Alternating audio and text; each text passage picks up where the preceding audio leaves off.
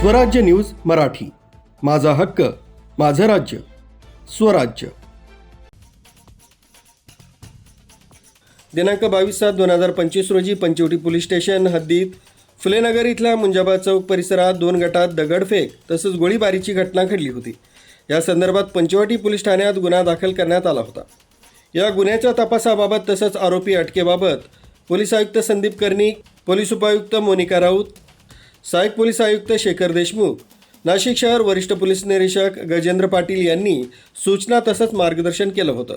त्यानुसार पंचवटी पोलीस ठाण्याच्या गुन्हे शोध पथकानं नमूद गुन्ह्यातील फरार आरोपितांच्या मागावर असताना गुन्हे शोध पथकाचे अंमलदार पोलीस शिपाई अंकुश काळे यांना गुप्त बातमीदारामार्फत खात्रीशीर माहिती मिळाली की सदर गुन्ह्यातील फरार आरोपी ऋषिकेश उर्फ बाबा गणेश परसे वय 22 वर्ष, राहणार कुमावत नगर, गल्ली नंबर 4, जॉगिंग ट्रॅकजवळ पंचवटी नाशिक हा आडगाव नाका परिसरात येणार असल्याची गोपनीय माहिती मिळाल्यानंतर त्यानुसार गुन्हे शोध पथकानं सापळा रचून त्यास शिताफीनं ताब्यात घेतलंय। आरोपी ऋषिकेश उर्फ बाबा गणेश याच्यावर सरकारवाडा तसंच पंचवटी पोलीस ठाण्यात विविध कलमान्वये गुन्हे दाखल आहेत।